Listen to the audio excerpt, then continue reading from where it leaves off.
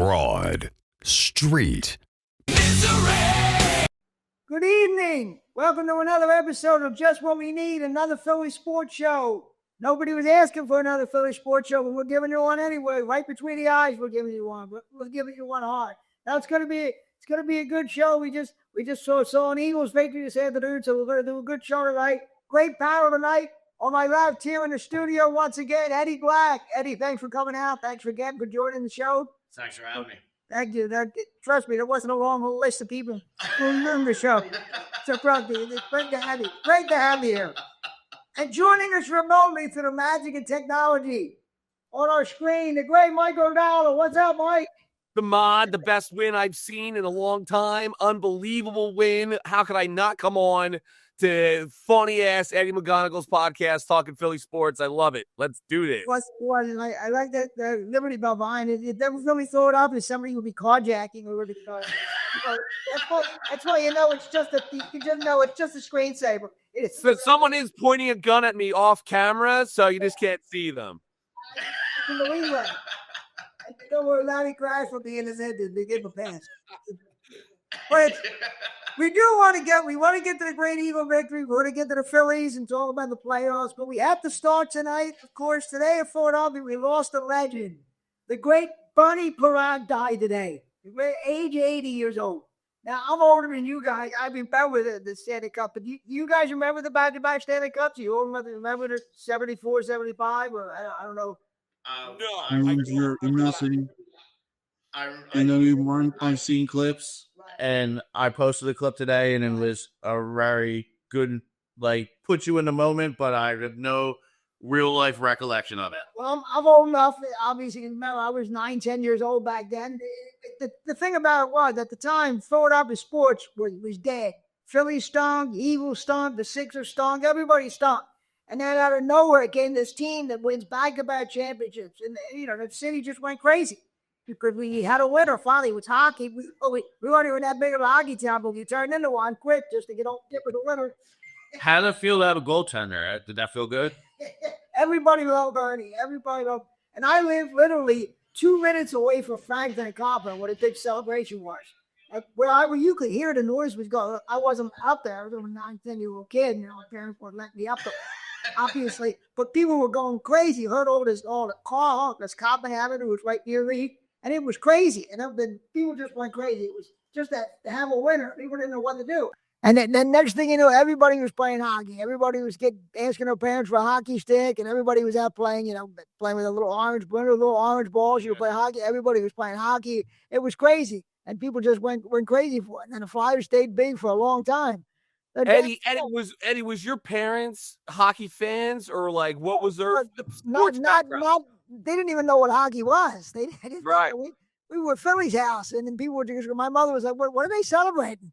And in fact, my mother and a couple of ladies from the street actually walked up to Frankfurt and Copman just to see what was going on. I wasn't allowed because I was like a 9-year-old kid, but they walked up to see what was going on. But it was just crazy. People just all of a sudden jumped on a hockey bandwagon, and there really was a legendary team with Bernie and Bobby Clark, Dave Schultz, and all the Bill Barber. Fred Shearer was the coach. It was just a legendary. It was crazy, and people just loved it. And they're still legends. The winner back to back. Yeah. And I gotta say, we were very lucky here at Broad Street, Missouri. We were actually part of a Darren Dalton event that Bernie Parent was at. We got to talk to him. We got to interview him. It was unbelievable. He had such a good hearted, fun guy. I actually got a good laugh out of him, just joking around. It was fun. I remember that, Mike. Yeah, I remember that vividly. That's all. A lot of those Flyers guys, they stayed in the Philadelphia, South Jersey area and just stayed part of this community, even though they were, originally from Canada, of course, but they loved it here and they were legends. So they just stayed.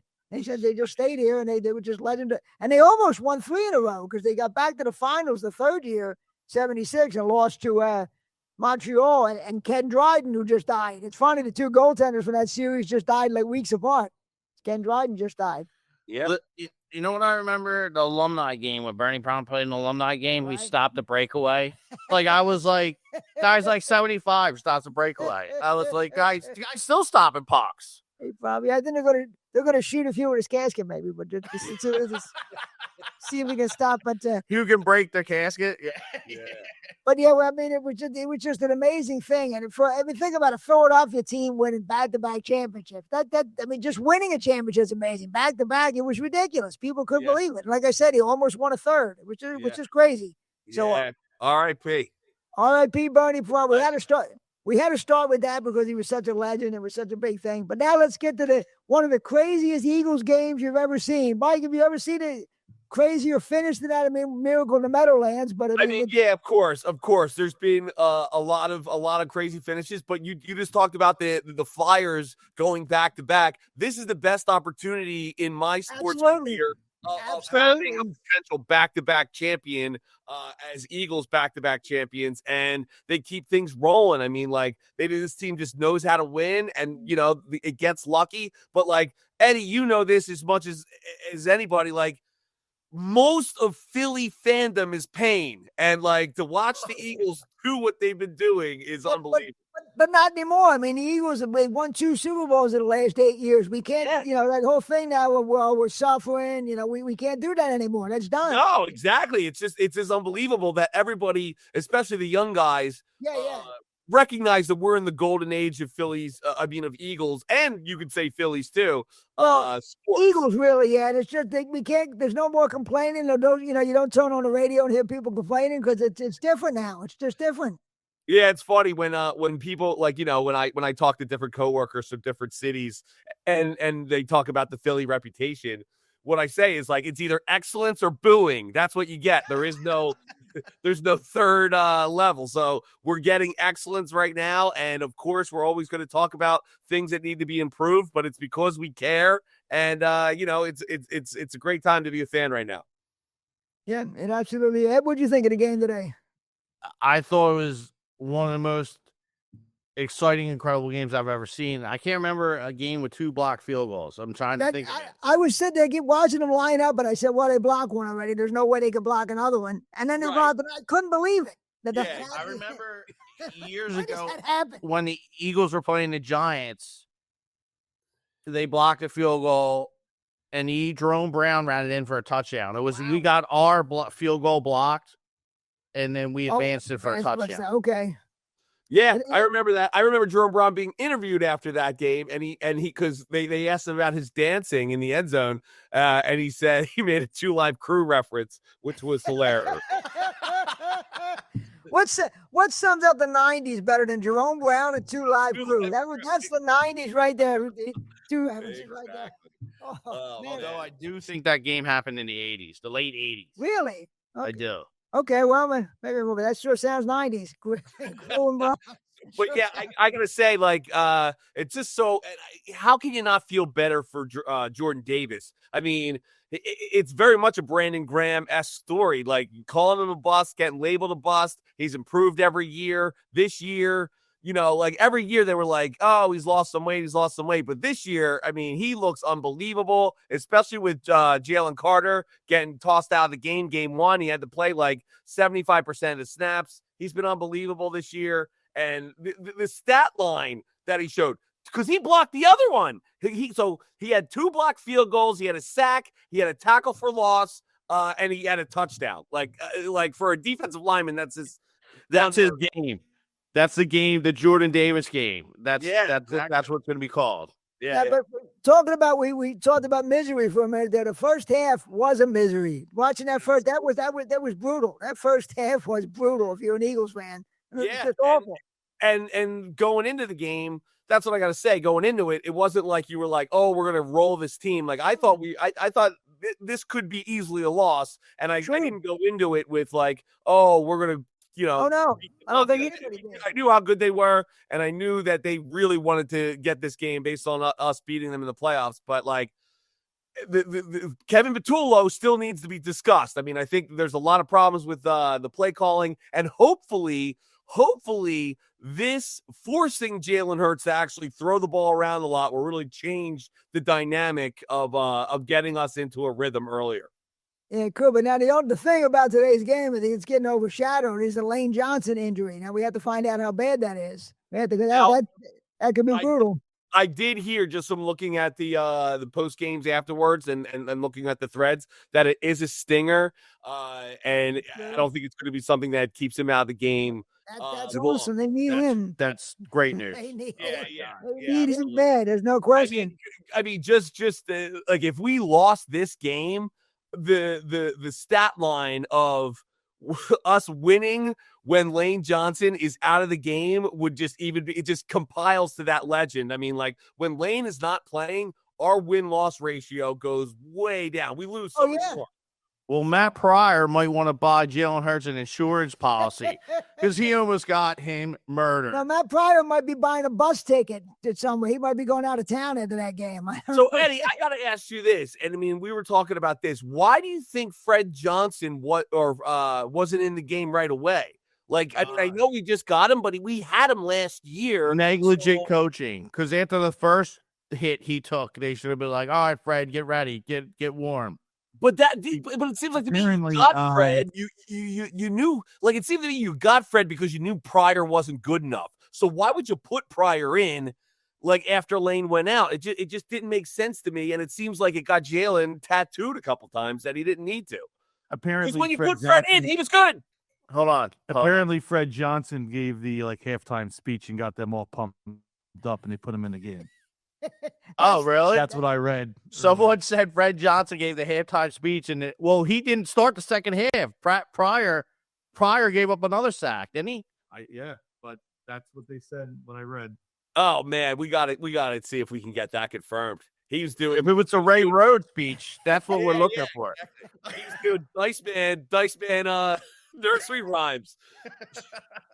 Well, you have to say how good the defense played in the second half. The defense was great in the second half, right? I mean, the Rams didn't do anything. And this defense scraps and claws and fights, and it was interesting to see what's the guy's name, the quarterback, Bennett, Jacoby Bennett. Is that his name? Yeah, Corey Bennett. Corey Bennett, I think his name. Yeah. It was interesting to see him get some reps. I mean, obviously, second cornerback is still like kind of an issue, but Campbell's a stud. You know, he was the reason that they got the penalty called on the Rams that turned a touchdown into a field goal because that guy had to tackle Campbell. It looked like a wrestling move. And the Eagles got away with a hold on that drive, that last drive. The Eagles got away with a hold on Devontae Adams. Did you see that? The Eagles definitely got away with a hold. They didn't call. They got lucky on that. We benefited. Yeah, they got away with a call. No, but I mean, unbelievable. I'll take it. And you're right. I don't remember an Eagles game ever being 2 block field goals, the last block being returned for a touchdown. That's absurd. 2 block field goal. Yeah. Unbelievable. So I was like, I can't wait to hear McVay in this post game talk about the second block field goal. Not only did we get the first one blocked, we got the second one blocked. I can't wait just for all the Eagles haters because like they're growing by the day. People love to hate the Eagles anymore. And it's going to be like, oh, lucky, blah, blah, blah. And because, I mean, are we the last undefeated? I know the Packers lost today. Tampa Bay won. Tampa Bay won. Okay. Tampa Bay and us are undefeated. Yeah. Okay. Oh, nice. So we're playing the last undefeated team. Yeah, 3-0. Yeah, Tampa. I guess. Yeah, I guess they're the last two. Well, the Colts are 3-0 too. Okay, there you go. Right, they pulled it off. Look at Daniel Jones. The Giants can't win. As soon as they get rid of somebody, they turn into a star. Everybody the Giants get rid of. It's amazing. If you're a Giants fan, you're just ripping your hair out. I mean, yeah, you knew that Saquon Barkley was going to be good when he went to a new team, but everybody thought Daniel Jones was going to be dog shit. And for him to come on, and the irony of all this is that he's game managing. They're winning because of him. Jim, the irony in all this is that the Saquon basically left because they paid Daniel Jones and not him. There you go. I know Daniel Jones left a year after that. And that's the thing. I've seen the highlights. He's playing great. You know, like it's unbelievable. Indiana Jones. And it's got a new fancy nickname. He hasn't turned the ball over. Is that right? He hasn't turned the ball over. Wow, that's unbelievable. That's unbelievable. I almost want to root for the Colts just to see the Giants fans get miserable. I don't want to root for the Colts. Yeah. Meanwhile, Russell Wilson's like, let's Yeah. ride. Any concern about the Saquon Barkley not getting money? We didn't do much today, Saquon. Any concern? They don't help him. I don't have concern. It's a long season. What do you think about it, Ed? I don't really have concern. I mean, the touches are going to be the touches. He's going to get. It's like AJ Brown. Like everybody's like, oh, AJ Brown didn't get enough touches. Well, it's like, well, when you have a real talented offense, it is what it is. Some games are going to go different ways. They got to figure out a way to get him to throw the ball to AJ. That's ridiculous. Yeah, they need to throw the ball They can't have more him to open up the run. They can't have AJ Brown out there and they're not throwing it to him. That makes no sense. No. They can't have a guy that good and not throw the ball to him. Well, and that's the thing. I think there's two ways to think of it. And I mean, like, this is generally how offensive goes. You either run the ball to set up the pass or you pass the ball to set up the run. And last year, we were definitely a run the ball to set up the pass. And because we were running it so successfully. Well, guess what? Now I think we got to switch it up and be pass first to set up the run because everybody's stacking the box to stop Saquon. And we've been having to rely on Dinkin and Duncan on the passing game. So, it seems to me like open it up more, get more 15-yard throws down the field to Goddard and the Smitty and the AJ. And then all of a sudden they got to loosen up and then you get those Saquon runs. Dallas Goddard was wide open on that touchdown. There wasn't anybody in the frame. Yeah. You say, Mike. Yeah, exactly. So, but you gotta appreciate how they battled back. I mean, that's the thing. Because you're not always going to be in the front running. Absolutely, but I mean, with that talent on that offense, they it just seems like they should be doing more, doesn't it? When you look at the players they have, It look like they're in mud. Yeah, I don't look like they're in mud. You got AJ and Saquon and Devontae Adams and Goddard. They should be doing a lot more offense. I mean, it sounds like I'm nitpicking a Super Bowl winner, which I guess I am, but it seems like they should be doing more on offense. Yeah, agreed. I think everybody's on that page. It's like they were doing just enough to win, but they've been beating pretty good teams. I mean, Dallas isn't a horrible team. Kansas City obviously isn't a horrible team, and the Rams. Rams are good. Rams are a good team. There's no question. Everybody also knows that the schedule, it doesn't get any easier. Tampa Bay's good, and Tampa Bay's had our number. So it's like, it marches on. So we'll see. Yeah, you know what? Excuse me. I don't even know. Jim, is that home or away next week? The Eagles Away. Okay, that's tough playing down there. Hope it's not 100 degrees next week. That's going to be a tough game playing down there. Absolutely going to be a tough game. So, this week, Kevin McCullough deserves to get called out, and he deserves to get, hopefully he continues to improve because he really hasn't been great. Yeah, he's going to get raked over the coals. There's no question. But when people are looking at that first half, they're going to say, "Well, this is no good. We can't have a first half like slop. Yeah, we can't have that." Yeah, people are going to be calling for his head. Whether or not that's going to happen. Lost today. Who lost? Dallas. What are they? 0-3 or 1-2? 1-2. Oh, they beat the Giants last week. Didn't they get blown out? They got blown out, and they could have lost to who they play last week. They beat the Giants last week. Yeah, they beat the Giants in overtime. Yeah. Right. And they play the Packers next week, so they're going to lose that game too. They'll be 1-3. Oh boy. Yep. That's a shame. Here comes 1-3. Yeah. Jerry's doing a great job as a general manager. He's doing a great job now. Got to run the ball and stop the run. That's what Jerry said. So you got to go with what Jerry says, yeah? Jerry. Oh, God, so great. Jerry has become Jerry's kids. Jerry's brutal, and that son of his, he's almost 80 years old, waiting to take over. Eddie, that's like Soros and Soros's kid. Yeah, it's like Prince Charles waiting till he's 73 to be king of England. I mean, it's the same thing. Jerry Jones's kid hanging around waiting to take over. I don't know. It's a shame. Yeah, but they got to throw the ball to AJ Brown. I mean, to have a guy that good and he's out there and there's no passes, no targets, that makes no sense. I mean, I know I'm just glad that he did get a touchdown. He did get the touchdown. So like they're not, at least for 1 week, they're not going to be like, well, how come he's not involved? Like, but here's the thing. You get the feeling that if we weren't down, if we were controlling the game, that it would have been another game like that for A.J. Brown. Like, we needed to be down, and we needed to have to throw the ball to get us back in the game. Probably. Yeah, their route concepts are amateur. They need to Be more creative on offense. But if they keep playing first halves like they play today, they're not going to keep pulling rabbits out of the hats and winning. They're going to start losing games. They can't get a whole half like that. And then it's gonna catch up to them. You benefited greatly. The Rams blew that game. They should have won that game. Well, I mean, even defense came alive, but I mean, they can't conduct a field goal attempt. Like, how does that happen? Yeah, letting 2 field goals get blocked is brutal. That's a brutal special teams team. Imagine Sean McVay looking at the special teams coach after the second one blocked. Jordan Davis run down the field. Like that can't happen. Oh my God. That can't happen. And I mean, like, it's not like Jordan Davis got all the way up or whatever. Like the kicker kicked it pretty line drive. On both of them, yeah. Yeah, you're right. It wasn't like the guy was skying. You're absolutely right. That's brutal. That can happen twice in a game. Jordan Davis said that he knew the angle, him and Jalen Carter.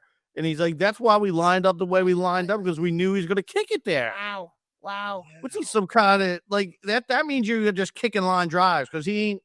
Well, dude, that is sick film breakdown. Like, I'm always blown away how, like, the NFL, like, how like, to the atom they study films and tendencies and stuff. That's, like, unbelievable. Dude, I don't think my defensive tackles, and I agree 100% about this film study, but I think it's just a negligent kicker. He's like, this kicker can't get it off the ground. Like, yeah, that is bad. That he's not getting the ball up. Like, I don't think that Jordan Davis is like, get the field goal tape up, because we want to see how, like, I just don't see it. It's coming out at 30-degree angle. Yeah, I'm like, out a compass and a protractor to see the angle of the kick coming off the block.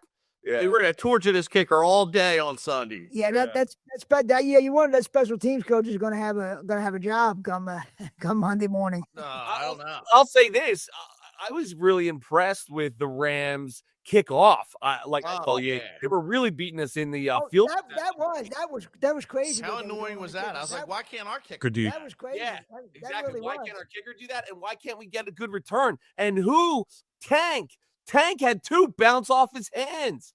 It's like, bro, come on. But I can't blame him for that. Like, the kick is coming in, like, and I know he's professional, but that kicker was really kicking. I never seen a kicker do it during the game. I was like, I've never seen this. That was crazy. It was like great squib kicks. Like, I was like, did they practice it? Like, or just like luck of the draw? Yeah, well, I mean, I'll give him 1, but I mean, having 2 bounce off his hands is kind of brutal. But that's the nature of the beast. So, and let's give it up for Zach Bond too. Huge interception on the first touchdown. Yeah, absolutely. Yeah. They didn't have that. They really would have been in bad shape without that early score. He baits quarterbacks into making that throw. That was a great play. He's done that a couple. He's done it to Patrick Mahomes and Matthew Stafford. Yeah, both of them. Yeah, let me ask you, how much longer the Eagles going to be able to do the tush push? Because it seems like the league is trying to come up with anything they can to get rid of that tush push. You can kiss it goodbye after this year. But even this year, when they're going to start trying to call these false start penalties and everything, I mean, it's been a great play for the Eagles, and I think it's fine. But the rest of the league seems determined to get rid of this tush push. What do you think, Mike?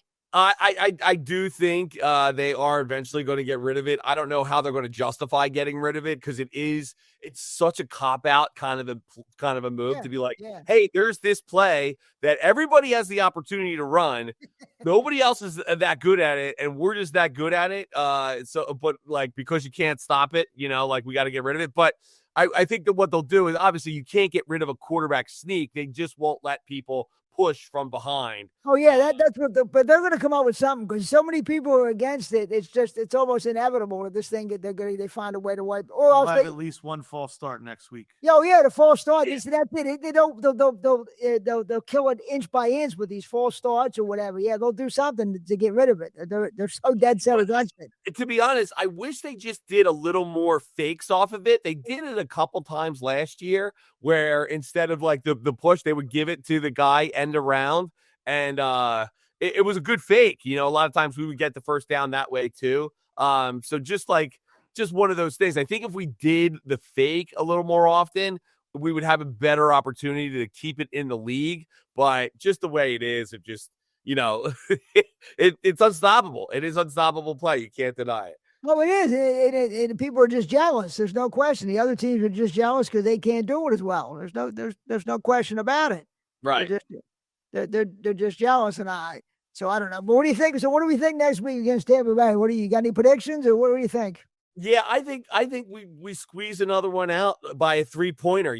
I think it could be 3-point either way. I wouldn't be surprised if we lose 3 points, but I'm gonna keep it positive and say that we keep things rolling and we win by a field goal late to win the game and keep it going. Hey, what do you think? I think it's personal for the Eagles. They remember what happened last year. I think they go down and they get it done. Now, if we lose, no one's going to be like, oh, No, I but agree. at the same time, I just think that the Eagles know what happened last year, and that Todd Bowles says that Jalen Hurts is not a good quarterback. You don't know how to read defenses, and I think that they're going to go down there and try to stick it to the Bucs. I think they are. Now I'll say this too: if Tampa Bay if Tampa Bay lost this week, I would say that we would definitely be losing just because they'd be the more desperate team and have to win. But they won this week, so it's 2 3-0 teams, and if either of the teams lose, it's bad, obviously, because nobody likes a loss. But it's not like the desperate situation you'd be in. No. If you lost last week, to not lose 2 in a row. But I'm never going to count the Eagles out. I'm not going to say they're definitely going to win, but the way they find ways to win, you can't count them out. It's amazing. So even though you think going down there on the road, it's going to be a tough game, it is. But they keep surprising you. They keep finding ways to win. So I'm not gonna predict against the Eagles. I don't. Yeah, they're must see. They're must see TV. Absolutely, just watching them. Even though Al Michaels said they weren't interesting. They win, but they're not interesting. What if you thought today's game was interesting? You thought that ending was interesting? I'd like to know what Al Michaels thought about that. Yeah. Was that good enough? Do you believe in fat guy miracles? Gremlin does. I wonder if old Al thought that was okay. And we were talking. Our buddy Carson Wentz is back starting again. He apparently won today. I don't know what his final numbers were, but would you say 2 touchdowns and no interceptions? I think 2 touchdowns, no picks. Well, how funny would that be if Carson Wentz was the starter for a while and they ended up maybe meeting the Eagles in the playoffs? How much fun would that be? Oh, it would be unbelievable. I think we play the Vikings. I mean, to be honest, the Vikings have a win now roster, and it looks like JJ McCarthy just isn't ready. And I don't know if I don't know. He looks like he hasn't looked great. Out of the 8 quarters he's played, he's had 1 good quarter. That Monday night game, he brought him back though. That Monday night game in week 1, they were down and brought him back. Yeah, he brought him back, but he looked like crap the first 3 quarters. Yeah, he did. Yeah, I have Wentz's numbers here. 14 for 20, 173 yards, 2 touchdowns, no picks. And then he ran twice for, that doesn't show me. Yeah, but the Eagles, did they play them in the regular season this year, Minnesota? Do we play Minnesota? Yeah, in a couple of weeks, I think. We do. Yeah, we do. Well, that would be so much fun if Wentz is still. That'll be a fun real teams of genius. Oh, that will be. That will be. Definitely. I'm hoping. Let's hope Wentz keeps starting because that'll be a lot of fun, and we get to go up against Wentz. Oh, what's up with Minnesota quarterbacks and the Eagles? Yeah. What's up with quarterbacks getting revitalized in Minnesota? From Case Keenum to Sam Darnold to now Carson Wentz. Well, let's wait a couple more weeks, but I think he's the best of the bunch. Yeah, Case Keenum and us. I think he's better than Sam Darnold. But I think, and then that's the thing. That line says it all. If you ask him to throw 20 balls, I think he can help, But I mean, if you ask him to throw 30 balls, that's kind of too much, But they have a good defense and they have a good run game. It's amazing that he's still playing. After everything he's went through and bouncing around, he's still playing. He's the only team that's amazing. He's the only player to have 6 different teams that star for 6 different teams in 6 different years. I think that's the only player in NFL history. Yeah. But just keep our fingers crossed that Wentz. That would be so much fun. If Wentz against the Eagles, oh, that would be beautiful. It would be especially if the Vikings are good and it's like 4. That's what I mean. That would be so much. That would be so much fun. Oh, that whole week leading up to it. Oh my! The God. networks don't even have to look for a storyline. They're like, this is slapping us in the face. What about Michaels? The thing that was interesting. Cleveland versus Carson Wentz. Oh, that way go out up. I would love. I want to see Carson Wentz's pregame suit. He's got some weird outfits he's been picking out. Oh yeah, he does. So he does. That would be maybe great. he's gonna like sharpen up in some purple suits. That would be great. Listen, they played in Minnesota on October 19th. October 19th. Okay, just about a month away. That's it. That's all. Those one stays in there. That'll be great. And what they say, JJ McCarthy's out 2 to 4 weeks. If Carson Wentz is winning, they're like, you're hurt still. Yeah, he ain't coming back. No way. Why would you bring him back? It's just like you're in win now mode. Carson's, he's serviceable. I would say he's as good as Sam Darnold. If he put it this way, it was so gratifying to watch him crumble in Indianapolis, and for us to get the first round pick. It was so fun. But I mean, you give him a team that has some talent and can protect them. That's the thing. I didn't think he was getting any kind of protection in Indianapolis or the Redskins. But I mean, Vikings can do something, Well, last year he was backing up in Kansas City last year. He was, yeah. And I was playing that Mahomes would get knocked out of the Super Bowl and they had to put Wentz in. I was playing for that. That would have been so much fun. They should have put him in at the end. They should have been like, all right, this game's over. Put Carson Wentz in. Let's bench Mahomes in the Super Bowl to humiliate him. Oh, that would have been hilarious. Speaking of which, do we think the Chiefs are done? Are they washed up? What do you think? Are they done, the Chiefs? I think they'll go on a late run once they get their receivers back and make a wild card push, but I don't know if they'll make the playoffs. They're not winning the division. The Chargers are too good. Pretty good. So I don't see that happening. But at the same time, if Rashid Rice and Xavier Worthy do come back, I do see them, getting some more offensive production, and the defense is going to be pretty good. That they're a 9-10 win team. But unfortunately, 9 wins a lot of times doesn't get you in the playoffs, and a lot of times 10 wins doesn't get you in. So we'll see. Do they win tonight? No, they play tonight against the Giants. So yeah, it's a win. Well, they need that. They need this game. They lose this game, it's all over. Yeah, they have to beat the Giants. Yeah, Lose to Russell Wilson. You need to reevaluate things. You need to reevaluate the whole team. But but the Giants are desperate too. So I mean, obviously. Yeah, the Giants. But how about Travis Kelce? Is he washed up? He looked bad last week. Kelce. He looks like he made the decision to come back because he didn't like the taste in his mouth after getting blown out at the Super Bowl. It's like, bro, you're 35 and you just got engaged to the biggest pop star in the world. Just move on, riding off into the sunset. He looked bad last week. He's love struck. I don't know. Yeah, I don't see him turning it around and having a Pro Bowl year. I see him not making the Pro Bowl. I see him having the lowest numbers of his career, and I see him if he tries to come back again, I see them drafting a tight end. It just. He doesn't strike fear in the hearts of defenders anymore. That's over. Yeah, he certainly doesn't. I mean, that pass last week that bounced off his hands and went for an interception, that was brutal. Yeah, that changed the whole game. That won up the game. Yeah, that was brutal. That was brutal. Yeah. But talking about the NFL, this is what I want to ask you. Can you believe this conflict they're allowing where Tom Brady is a part owner of the Raiders, but yet he gets to still work on Fox as a commentator? That sounds insane, doesn't it? How is that being allowed? Because it's Tom Brady. That's why they're allowing it. They brushed it under the rug. It seems like, if Twitter people weren't talking about it, I didn't hear anybody in the NFL talking about it. Of course, the NFL, they don't want that out there, but he's in the Oakland or the Las Vegas owner's box. Yeah. That's nuts. And how you could have an owner, or even a part owner, commenting on games? It makes no sense. It makes no sense. How is that allowed? He was in the coordinator booth with a headset on. Yeah. He was like, "Oh, Chip, don't call that. Just call this." Yeah.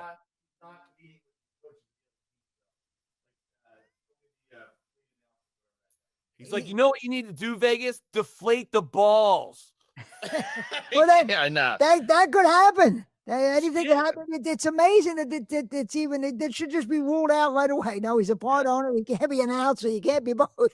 And it makes completely no sense. But the NFL does whatever they want. They don't care. So, and then people keep watching, so it doesn't matter. It just doesn't matter. The NFL, Well, that's the whole thing. That's the whole like the NFL is rigged stuff. Like the Indianapolis game last week with Denver, that was crazy. Of just being like, oh, he misses the field goal, but hold on, it's Leverage. It's what's it called? What's that penalty called? Leverage. Leverage. Yes, they call it a leverage penalty, which they've called twice since the rule has been implemented. And they let them re-kick it, and then Indianapolis wins the game. Yeah, they just do whatever they want, the NFL, and people, but nobody goes away. The fans just keep watching every year, so I guess they can do whatever they want. They literally. Well, what are you going to watch instead? Basketball? No, it's the most bulletproof thing in America is the NFL. The NFL, it's the biggest thing, and nothing can stop it. It's an indestructible force. It's the NFL. Exactly. But I mean, if there was something really out there, I mean, if there was Magic and Bird on the court, it'd be one thing. But basketball is garbage right now. No, and I know. Baseball, if the Phillies weren't good, I wouldn't. I mean, like, it is what it is. But I mean, I like that we get good baseball because a lot of the Phillies have been terrible baseball. But I mean, like, I watch it because we're good and it's fun to watch good baseball. The NFL is indestructible. Yeah. Mike, you almost did my segue for me. I was thinking, can we squeeze in a little Phillies? Can we talk a little Phillies before we? How can you not? It's almost October. Yeah. I mean, I'm getting a little worried that they've lost 3 out of 4. They're trying to get the bye for the playoffs, and now they've lost 3 out of 4. I don't want to see them stumble into the playoffs like they did last year. But that was a big problem last year. They need to go down to Florida and kill the Marlins. Take care of business. Is it here? It's three against Miami and 3 against Minnesota. They're all here. It's the last 6 games of the year here. And they got to win. They got to win some games. And we lost today. It was terrible. They lost 3 out of 4. I mean, you don't want to stumble into the playoffs 2 years in a row. You don't want to do that. Yeah, agreed. But at the same time, the last 10 has been unbelievable. The series against the Dodgers was great. Yeah, absolutely. I really take Bohm coming back and then swinging the bat well. I thought he was going to be in a slump. My biggest thing is, where's Turner? Is Turner going to get at least 5 games before the playoffs? They got to get him some at bats. Hopefully get him some. Edmundo Sosa too. He's another one. Get him back and get him some at bats. They could.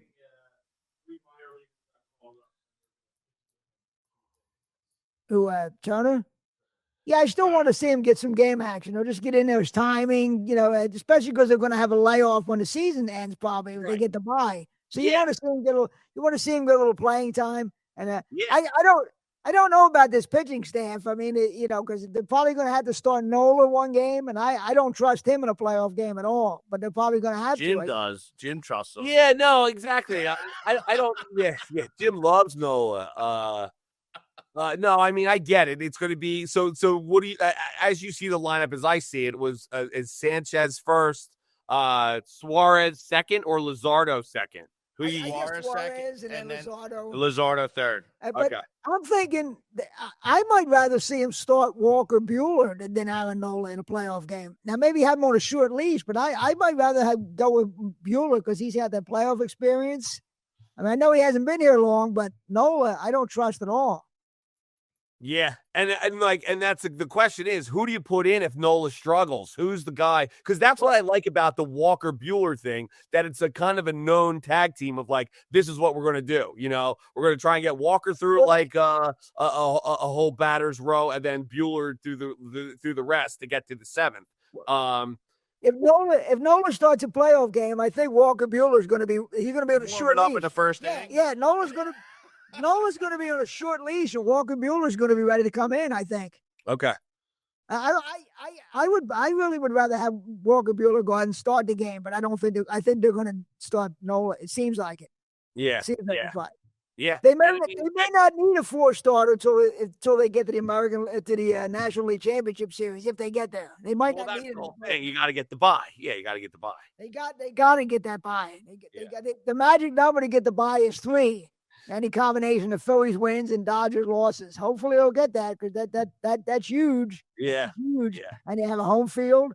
It's huge to get that bye. Do you think the Phillies celebrated too much the other night? I know Jim had a post about this. I didn't like that celebration at all the other night because they still have things to do. They still have to get the bye. So that big celebration they had the other night, I didn't like it. I thought it was too When I was much. in LA? Yeah. When they won a division the other night. I like it. Here's my take on it. I like that that there's no such thing as a bad loss. I know they say, but I like they lost at home, because then you had to take care of business out in LA, and you won the game the next day after you celebrated. They did. So, I'll give them that.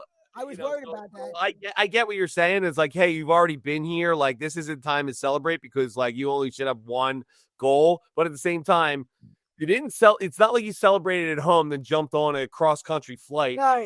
You probably would have got your ass kicked. It's like you didn't win, and then you knew you had to take care of business, and you did, and then you celebrate in LA, and then you won the next day. So I'm fine with it. No, but they still got to get this bye. They have to nail this bye down. If they somehow let the Dodgers get past them for that'll be terrible. They can't let. I don't think that's happening. I don't think so either, especially with these last 6 games at home. And Miami and Minnesota are not good teams, so they definitely should be able to get some wins this week and wrap that up. I hope they should have 1964 games replaying in the locker room as they come in, so they know that not let this happen.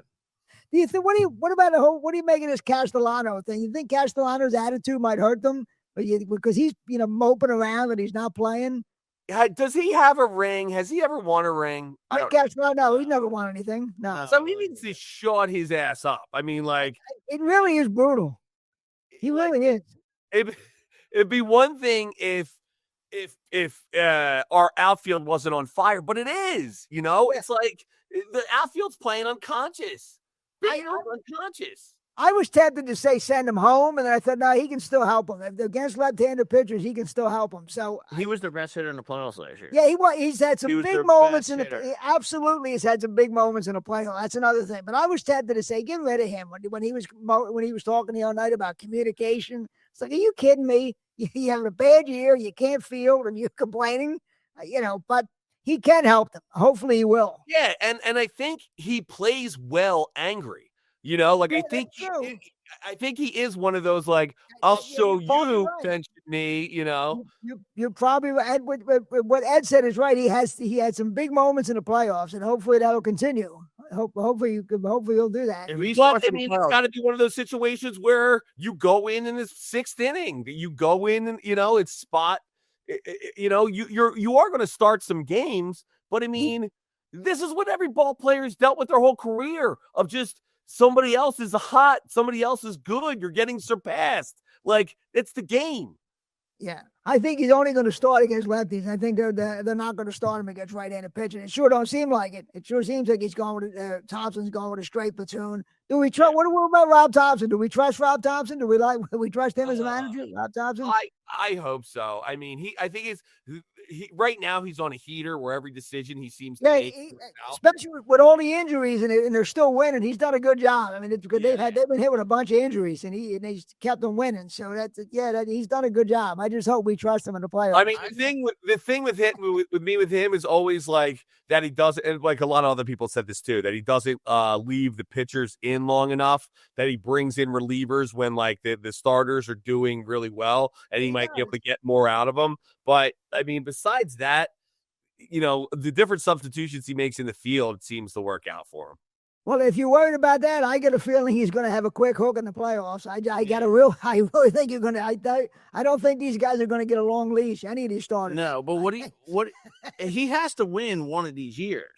Because what do you do? Do you keep going doing the same thing, or do you fire the manager if you don't win the playoffs? I don't know, because they keep, but they're winning 90 games every year. They're winning the division. It's hard to justify firing a manager. Exactly. Yeah, I don't know if you can fire the manager. Yeah, but is it I'm not trying to switch sports here, but is it like a Tony Dungy situation where they had to bring a John Gruden in to close the deal? It could be. It wouldn't be the first time that's happened in sports.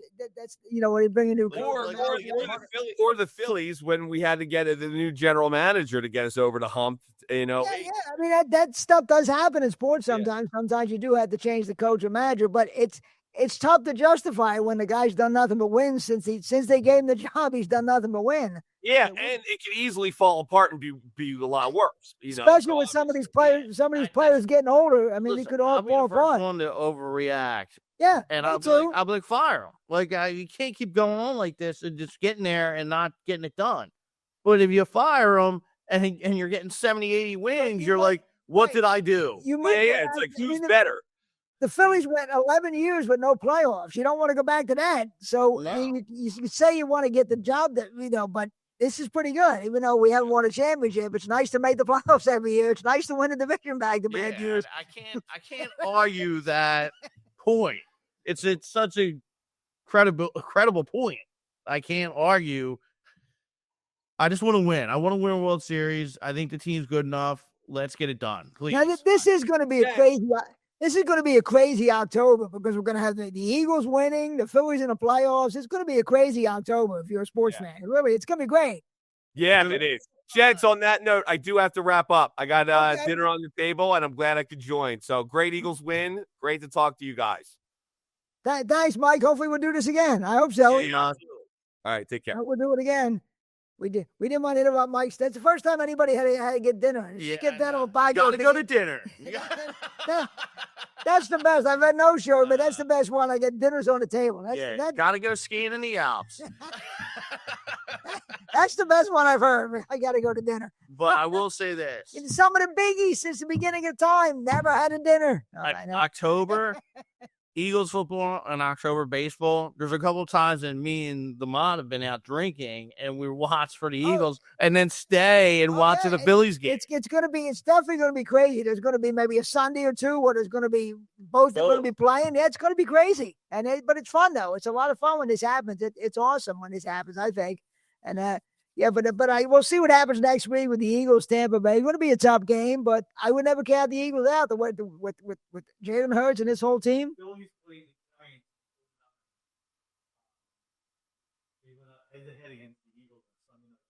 Is that right?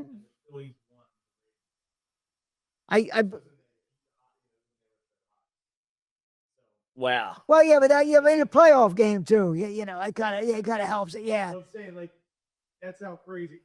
Oh yeah, it's good. It's going to be. It's going to be a lot of fun. That might have been the game Winston Justice gave up 6 sacks in one game to the Giants. It's going to be it's going. I mean, the Phillies ended up losing that series right against the Giants that year. No, 09. I'm sorry, 09. You said 09.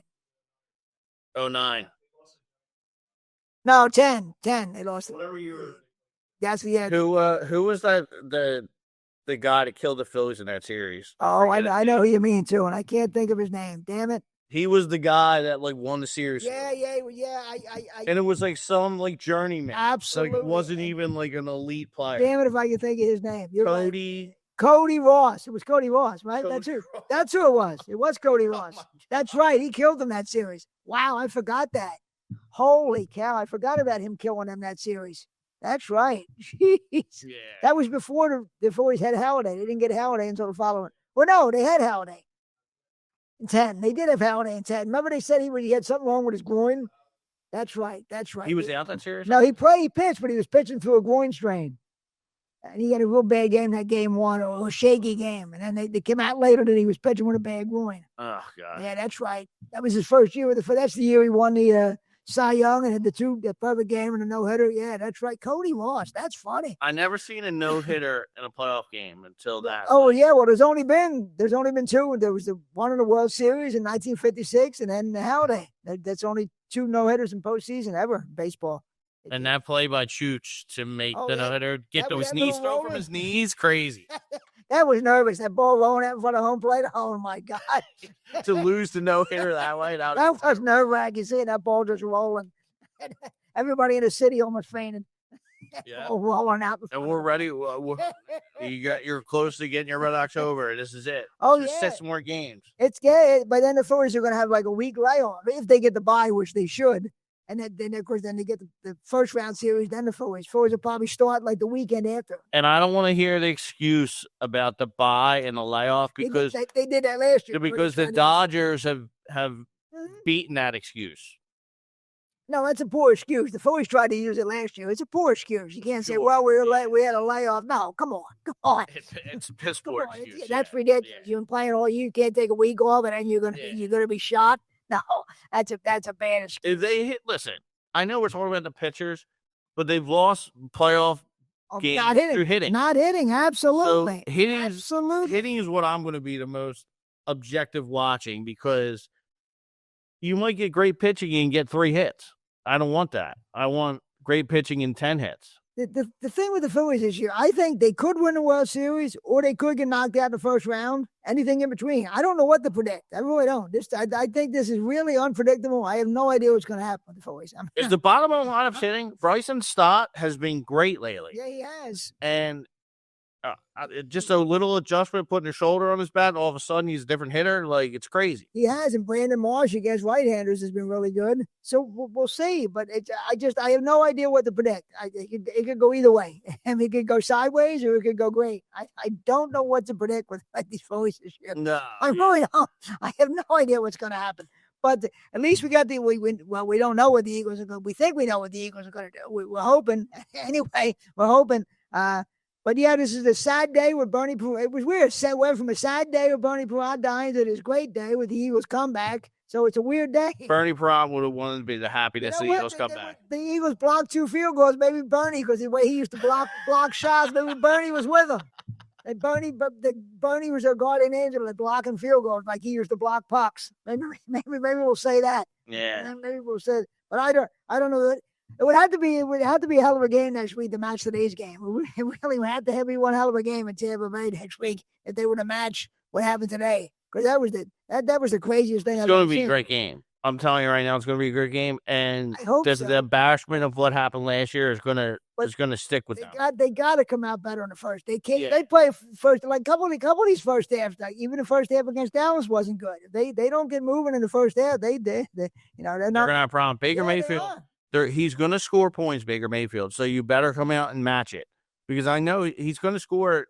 So when you're watching the Eagles, you want them to hold the Buccaneers under 20 points with every opponent. But Baker Mayfield, I have a feeling you're going to have to outscore him to win this game. Oh, probably. And as you say, everybody has their number, so I don't know. I don't know. It's going to be a crazy game. Another 1:00 start. I'm surprised the Eagles are having being a Super Bowl champion. It wouldn't be. You think they'd want them on 4:25 night games. I'm surprised back to back 1:00 starts and they're good games to Rams. You think these would be perfect 4:25 games? I can't believe they got these. It's weird. Maybe because they're not interesting.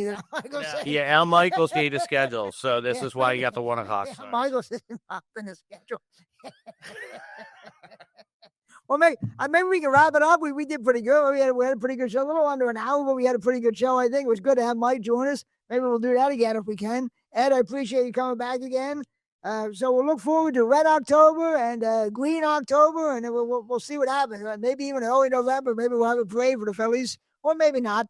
Who the hell knows? But next week, Jim, you're doing a live show. You want to promote that? We're doing a live. Oh, we're still promoting tomorrow. Jim will promote everything. Eddie, I appreciate you coming out, Jim. Thanks for everything. I got some comedy shows coming up. You can check my Facebook. I'll be putting them on there. Thanks for everything. Please watch my other podcast, the McGonigal podcast too. America's Stupidest Podcast. Don't miss that. Don't miss that. But thanks for everything. Thanks to Ed, Mike O'Donnell, Jim Cohan. Thanks. We'll see. The 0-2 pitch, swing and a miss, struck him out. The Philadelphia Phillies are 2008 World Champions of Baseball.